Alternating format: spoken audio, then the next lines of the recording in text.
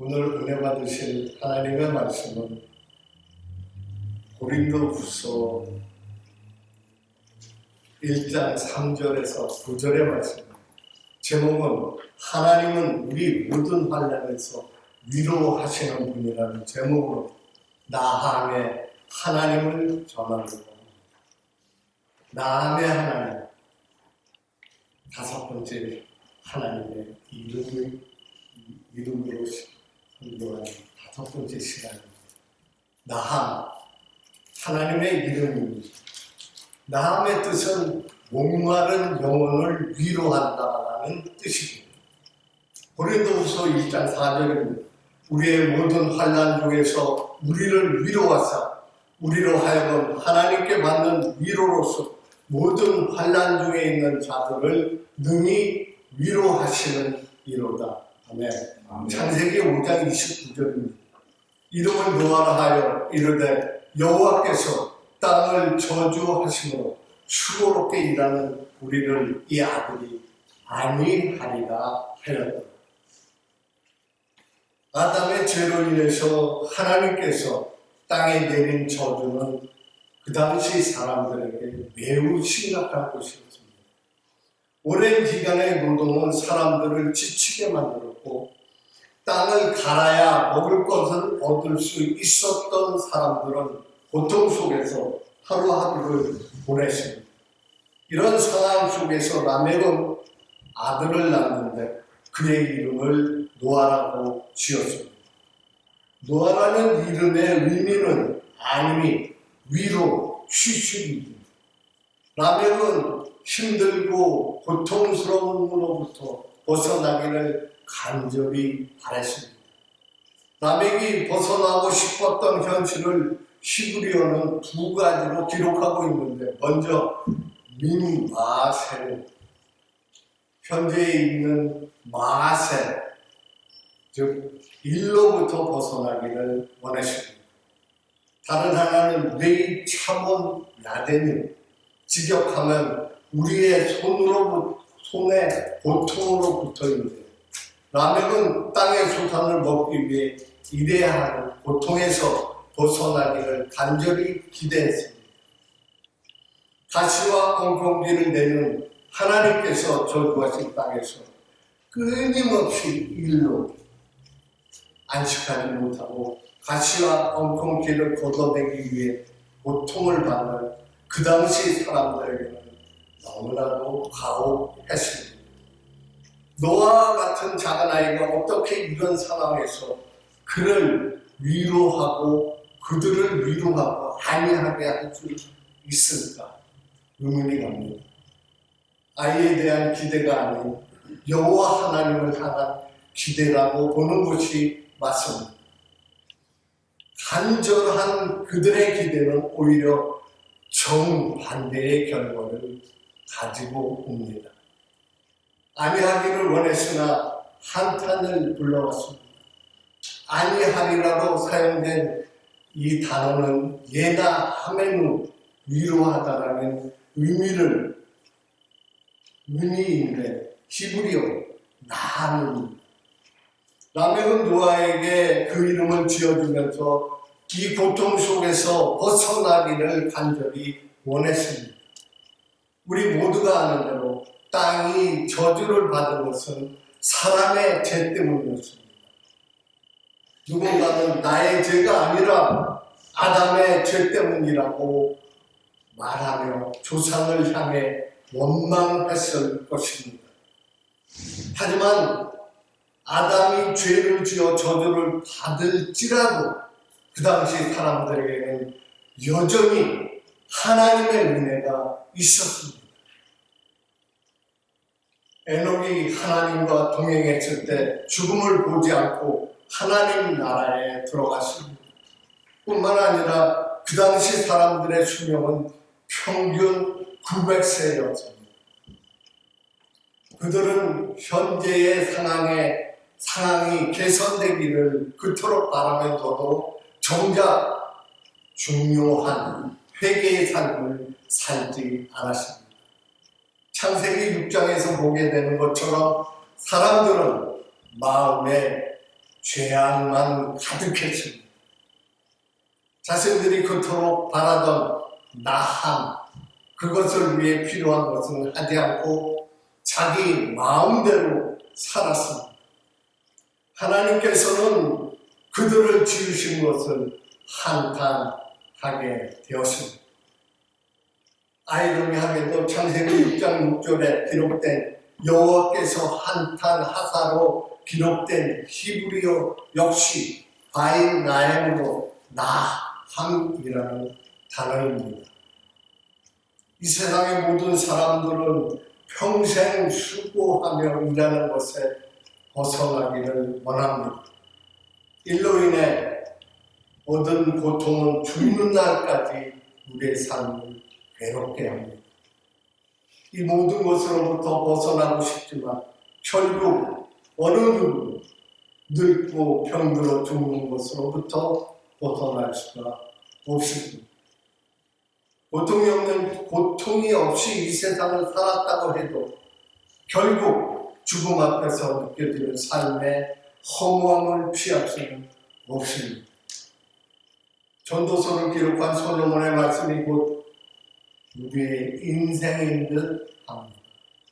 전도자가 이르되 헛되고 헛되니 모든 것이 헛되고. 이 전도자는 코헬렛이라는 히브리어를 쓰고 있는데 코헬렛의 원뜻은 사람을 모으다는 뜻입니다. 무엇을 혹은 무엇을 모았느냐? 사람을 모았습니다. 왜 사람들을 모았겠습니까? 인생의 마지막이 가까워 올수록 사람들을 모아서 자신의 삶을 정리해서 들려주기를 원합니다. 그래서 솔로몬이 사람들을 모아놓고 한 이야기가 전도서이고 이 전도서가 글로 기록되어서 오늘 우리도 볼 수 있는 성경으로 기록되어 있습니다. 그만큼 많은 권력을 누리는 사람이 없을 정도로 권력을 누렸고 부귀영화를 향유했습니다. 그는 처음 왕위에 올랐을 때 하나님께 듣는 마음을 달라고 해서 대단한 지혜를 하나님께 받은 사람입니다. 그 지혜로 이스라엘의 강함을 이끌었습니다. 하지만 인생의 중반을 넘어서면서 타락했습니다. 정략 결혼을 일삼았습니다. 그가 결혼한 그 정략 결혼 때문에 이스라엘이 우상이 가득하게 되었습니다. 이제 인생의 마지막 때 하나님의 나라에 갈 그 시기 자신의 삶을 돌아보며 모두가 헛되었고 헛되었다는 사실입니다. 하나님이 자신에게 주신 지혜로 내가 도대체 무슨 짓을 했는가? 그 지혜가 바람을 잡으려는 것이구나 하는 고백을 구구절절히 쏟아내고 있습니다. 전도서의 핵심은 이렇게 말합니다. 전도자가 이르되 헛되고 헛되니 모든 것이 헛되다.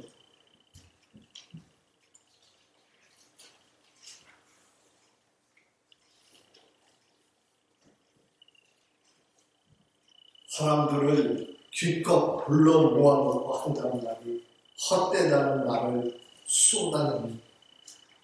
이 짧은 한 절에 헛되다는 말을 5번이나 거듭해서 말합니다. 이 헛되다는 말, 헤벨이라는 단어를 쓰고 있는데 헤벨이라는 말이 전도서 전체를 관통하는 굉장히 중요한 단어입니다. 헤벨의 원래 원어의 뜻은 의미 없는 것, 무의미한 것, 내뱉는 숨, 불어오는 바람이라는 뜻입니다. 사실 굉장히 허무하게 들리는 말이기도 합니다. 인생을 살았는데 의미가 없고 공허하고 텅 빈 것 같고 허공으로 사라지는 내뱉는 숨처럼 어디로 가는지, 어디서 오는지 모르는 존재라면 이보다 허무한 곳이 어디 있겠습니까? 그런데 사실 헤벨은 허무주의를 조장하는 단어가 아닙니다. 오히려 헤벨은 통제할 수 없음을 말하는 것입니다. 바람이 어디서 불어서 어디로 가는지 우리 사람들의 지혜로는 알 수가 없습니다. 내 입에서 숨이 나가는데 숨 쉬는 것이 어디로 가고 사라지는지 사람들은 통제할 수가 없습니다. 그래서 결국 헛되다는 것은 내가 통제할 수 없는 세상을 고백하는 것이기도 합니다. 왕은 나라를 다스리고 통제하는 사람입니다. 백성들의 삶을 통제하고 권력을 가지고 백성들의 인생을 통제하는 사람이 왕인데, 그런데 그는 통제하려고 했던 모든 일이 다 헛되다 말하고 있는 것입니다. 해 아래 수고하는 모든 수고가 사람에게 무엇이 유익한가? 그는 왕으로 모든 것을 통제하는 절대 권력을 가지고 있는 사람이었습니다. 무소부리의 왕이었습니다. 그는 결론이 헛되다고 말할 수밖에 없었습니다. 사실 우리도 일생 동안 통제력을 갖기 위해 수고를 하고 있습니다. 곰곰이 생각해 보시기 바랍니다. 돈을 버는 것도 돈을 많이 벌어서 내가 하고 싶은 대로 하려는 우리의 욕망입니다. 돈만 있으면 일하지 않아도 되고 충분한 돈이 있으면 내가 돈을 쓰면서 인생을 향유하며 누리고 살 수 있을 것 같습니다. 결국 돈은 내 인생을 내 스스로 통제할 수 있는 굉장한 권력의 열쇠라고 생각하고 있는 것입니다. 거기서 좀 더 나가면 나를 통제하는 것을 넘어서서 다른 사람을 통제하고 싶어집니다. 돈과 명예로 사람을 부리는 맛이 권력인데 거기에 길들여지면 사람들은 그 권력의 늪에서 헤어나올 수가 없게 됩니다. 조그만 권력만 있어도, 조금만 물질이 있어도 사람들은 스스로 통제할 수 있다고 여기는 우리의 모습이, 우리 하나님 모습이 얼마나 우습고 가소로운 일이겠습니까? 우리 하나님 모습이 너무나 안타깝습니다. 헛된 삶에서 우리를 해방시켜 줄 수 있는 분은 오직 예수 그리스도 뿐인데, 그분 뿐인데, 하나님의 아들이 이 땅에 오신 것은 사람들을 심판해서 구원하실 뿐 아니라 영생을 소유하여 충만한 가운데 살게 하시려는 하나님의 사랑임을 알지 못함입니다. 가슴에 손을 얹고 생각해 보시기를 바랍니다. 혹시 내가, 혹시 우리가 그러지 않았나 생각하시고 마음에 꺼리는 게 있으시면 회개하셔야 합니다. 위로, comfort, 위로의 언어적 의미에 해당하는 히브리어는 네 하마가 있는데, 이 단어는 슬퍼하다, 후회하다, 위로하다라는 뜻 다음에서 유래된 것으로 슬픔과 탄식, 또는 회개하는 자에게 대한 위로를 말하는 것입니다.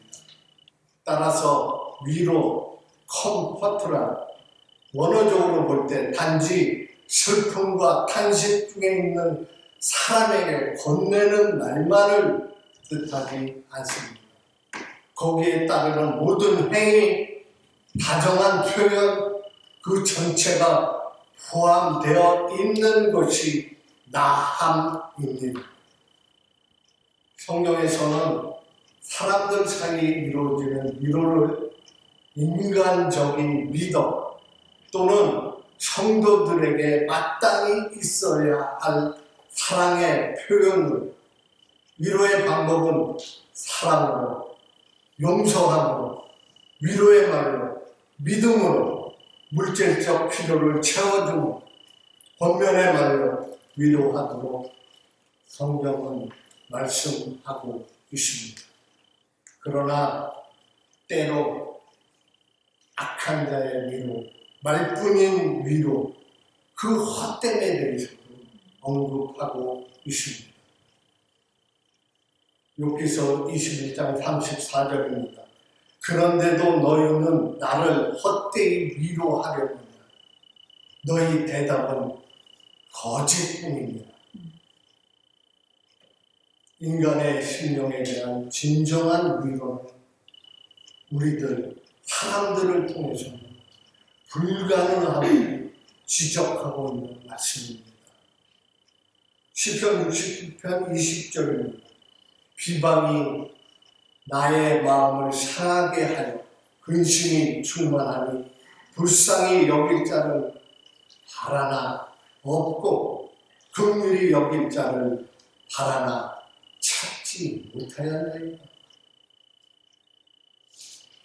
하나님의 위로를 성경은 인간의 참 위로의 근원은 하나님, 사람에게 있지 않고 여호와께 있음을 말하고 있습니다.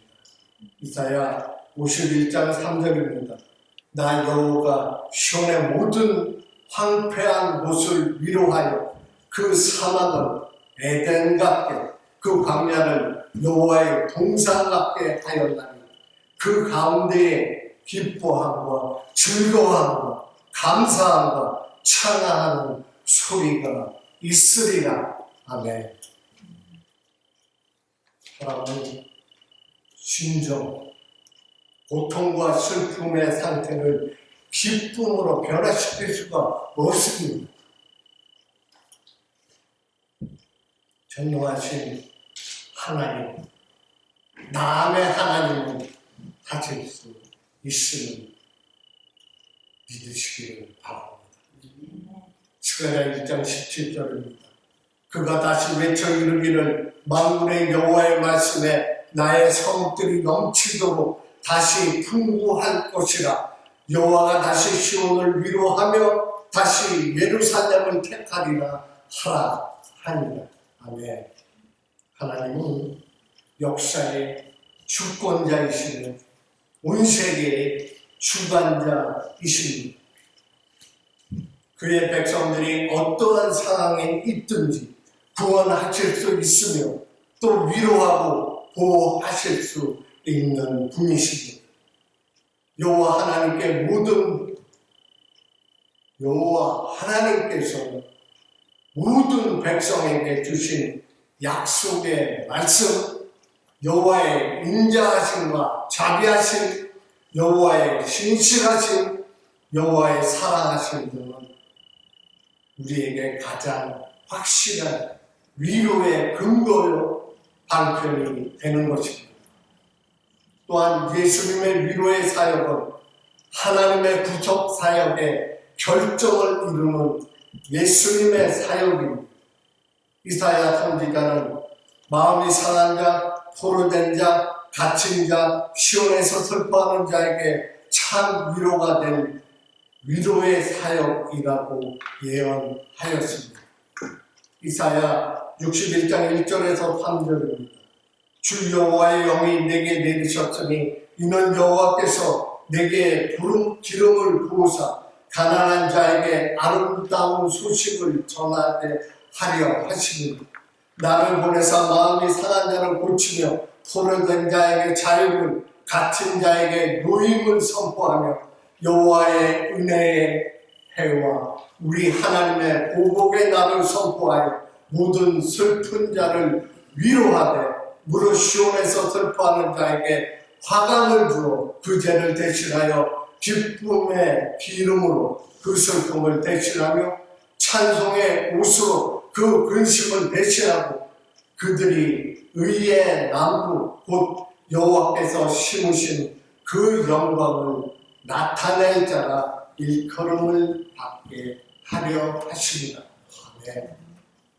그리고 누가복음을 기록한 누가도 이사야의 예언을 인용하면서 예수님의 사역이 여호와의 백성들을 위한 참 위로의 사역이었음을 증거하고 있습니다. 누가복음 4장 18절입니다. 주의 성령이 내게 임하셨으니 이는 가난한 자에게 복음을 전파하며 하시려고 내게 기름을 부으시고 나를 보내사 포로된 자에게 자유를, 눈먼 자에게 다시 보게 함을 전파하며 눌린 자는 자유롭게 하고. 아멘.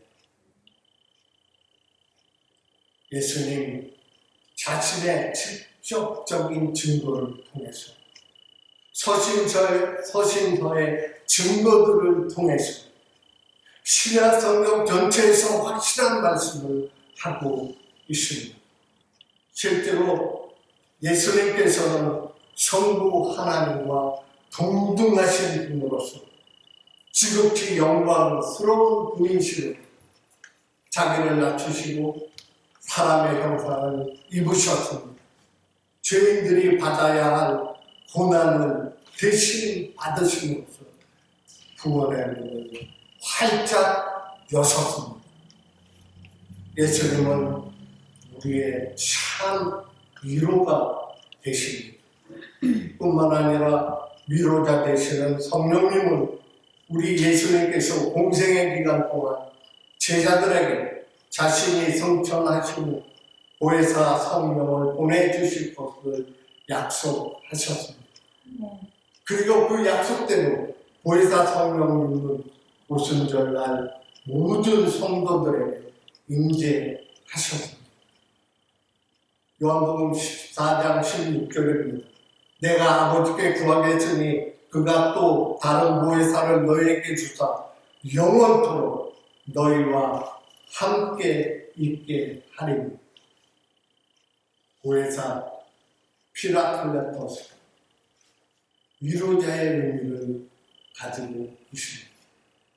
보혜사 성령님은 성도들에게 예수님의 말씀이 기억나게 하시며 때로는 말할 수 없는 탄식으로 우리를 위해 기도하시며 우리를 위로해 주시고 계십니다. 나의 하나님, 위로의 하나님, 구원의 하나님, 사랑의 하나님, 나함의 하나님, 우리의 하나님이시고 감사드립니다.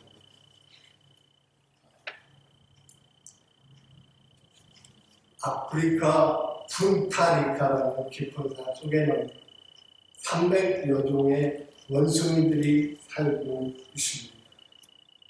영국 리즈베리 탐험대가 그곳에서 이상한 현상 3가지를 발견하게 됩니다.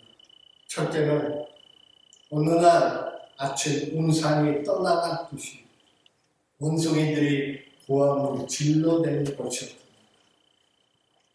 그들의 지도자격인 원숭이가 세상을 떠날 때 슬퍼하는 표시였습니다.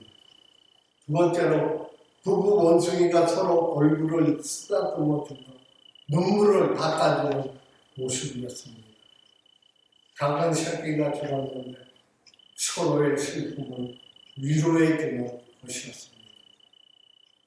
셋째는 원숭이 한 마리가 커다란 구렁이에 칭칭 담겨 죽어가고 있는데 수십 마리의 원숭이가 돌을 던지며 그 구렁이에 대항하여 싸우는 것이었습니다. 원체 큰 커다란 구렁이가 그 잡은 원숭이를 다 삼켜버리죠. 모든 원숭이들이 나무에 거꾸로 매달려 슬프게 울고 있었답니다. 그 후에 영국 리즈벨리 탐험대의 사람들은 슬픔이나 어려움에 참여할 줄 모르는 자기만을 위하여 살고 있는 사람들을 볼 때에 아프리카 둥타리카 산속으로 보내자라고 말했답니다. 우리도 이 시대에 위로받아야 할 사람들이 많습니다. 가난해서 이민을 고르는 사람에게 식사 한 끼를 하는 대접하면 그것이 사랑의 것입니다.